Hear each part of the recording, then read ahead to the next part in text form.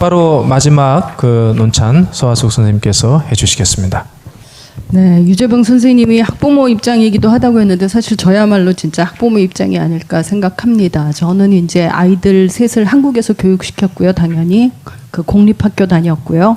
그리고 중학교 때까지 학원 같은 것은 전혀 보내지 않았습니다. 그리고 큰애만 고등학교 때 수학학원을 다녔습니다. 그래서 뭐 공교육만으로 거의 교육을 시켰다고 주장하려고 했더니 생각해보니까 고등학교 가서는 그 학습지를 엄청 풀었기 때문에 문제집을 그게 과연 사교육인지 또 사교육이 아닌 건지 제가 잘 모르겠습니다. 저 자신은 사실 수학 포기자까지는 아니고 미분적분 때문에 수학에 굉장히 어려움을 겪었거든요. 그랬는데 그 저희 아이들은 수학 공부를 비교적 꽤 잘했습니다. 그랬는데 제가 최근에야 저는 그 함수 fx라는 거를 그 가수들 fx 이름이 나온 걸 보고서야 이게 무슨 뜻인지를 최근에 알았습니다. 그게 괄호 안에 있는 x의 숫자가 달라지는 거에 따라서 f 값이 달라지는 거를 fx라고 표현을 하는 거죠. 맞나요? 그래서 제가 정말 그걸 발견하고 정말 전율을 일으키면서 왜 고등학교 때 이걸 안 가르쳐 주셨을까 이 생각이 났습니다. 그리고 또 오늘 와가지고 저희 수학 그 교과서에는 기하와 대수로 수학을 크게 나눴습니다. 그렇죠? 그럴 때 저희가 이제 제가 고등학교를 75년에 들어갔는데 그때 기하의 뜻은 지오메트리에서 와서 지오메트리를 한자어로 그 차가 언어로 기하라고 붙여서 우리나라에서도 기하라고 부른다. 이렇게만 배웠습니다.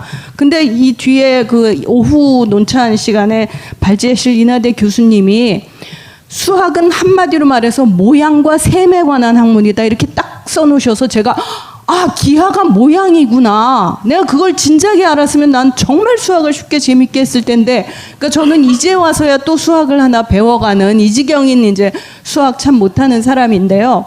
저희 아이들이 수학을 잘하는 걸 이제 유심히 봤는데 언제부터 수학을 잘했냐면 고등학교 가서야 수학을 잘하게 됐습니다. 특히 큰애 같은 경우는 초등학교 때 그 4학년 때쯤 전국 그 학생들을 대상으로 수학 시험을 봤습니다. 그럴 때 걔가 거의 하위 한 10% 이내가 아니었을까. 제가 아이들 성적에 별로 신경을 안 써서 정확히는 모릅니다만은 하여간 80점 이상이 모두 절반 이상일 때 걔는 70 몇 점을 맞아왔나 하여간 80 몇 점인가요? 하여간 그랬던 아이인데요. 대학교 들어가서는 1000명 공대생 중에 40명 수학 우수자를 심화반을 뽑을 때 걔가 뽑혔습니다. 일반 학교 졸업했는데도요. 그래서 이제 수학을 잘했는데 제가 얘들이 왜 고등학교 가서야 수학을 좀 따라갔을까 이거를 저 나름대로 이 발제문을 읽으면서 이제야 결론을 내린 게 이겁니다.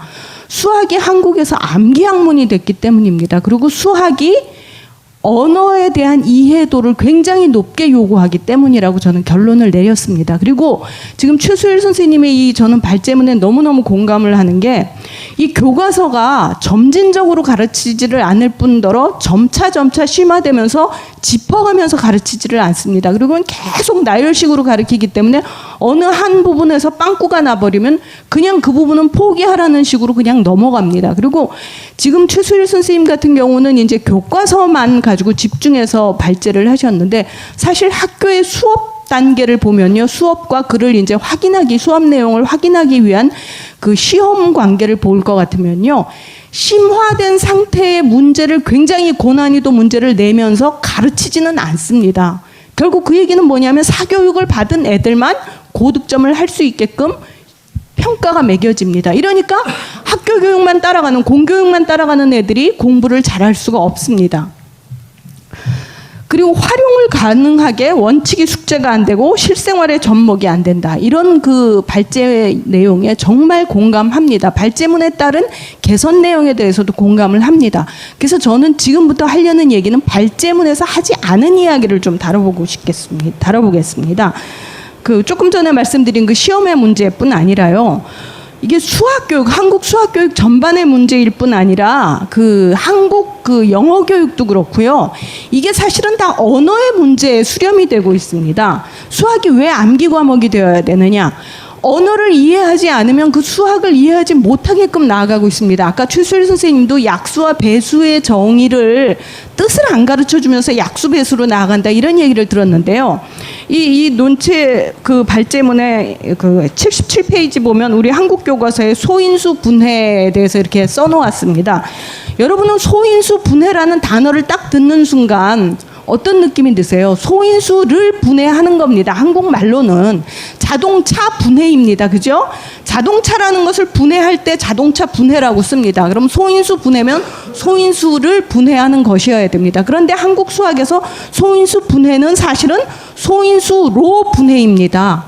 이렇게 일상생활, 실제 언어 생활과는 완전히 유리된 별개의 한국 언어를 수학은 사용합니다. 여러분이 유리수, 무리수 이런 거 막 씁니다. 영어로 무리수 irrational number입니다. 합리적으로 이해되지 않는. 근데 무리수가요. 유리수는 rational number입니다. 그렇죠?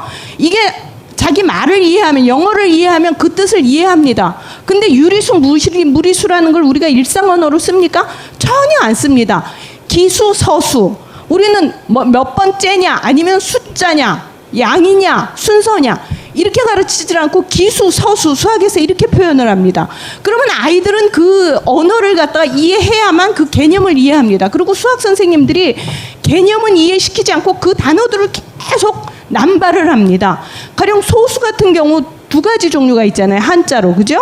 그런데 이 소수도 저 소수고 다 소수라고 부르면서 진도를 계속 나갑니다. 확률, probability입니다. 그럴 수 있는 가능성이잖아요. 일상 용어에서 다 쓰는 말입니다. 근데 우리나라에만 오면 수학이 수학적 언어가 따로 있습니다. 이거는 뭐 우리나라 수학 교육만 그런 게 아니라 영어 교육도 그렇고 사실은 국어 교육조차도 그렇습니다. 뭐 귀납식 미괄식 그 한자어 세대들은 아는 용어지만 젊은 세대들은 모르는 용어인데 지금도 여전히 그런 식으로 계속 씁니다. 그러니까 아이들이 수학을 접할 때는 숫자라는 별개의 언어가 있습니다. 그렇죠? 숫자와 도식이라는 별개의 언어를 익혀야 되는데 거기에 덧붙여 한국말로 되어 있지만 사실은 한국말이 아닌 언어를 해야 됩니다. 그리고 거기에 대한 정의가 없습니다. 더 어이가 없는 것은 이 같은 그 한국 사람들이 한국말을 쓰기로 시작한 게 1945년 해방되면서부터잖아요. 물론 그 이전에 일제 이전엔 다 썼지만요.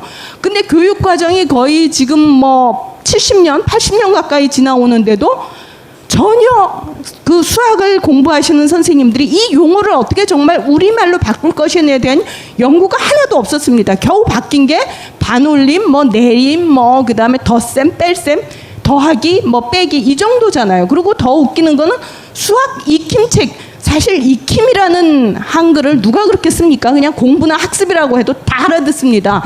그렇게 알아듣는 일상 한자어는 폐기하고 한글로 바꾸려고 하면서 도대체 한국말로도 이해되지 않는 한국어를 수학적 언어라 그러면서 하나도 바꾸려고 하지는 않습니다. 그러니까 아이들이 수학도 어렵고 수학적 언어도 어렵기 때문에 도대체 수학을 따라가질 못합니다.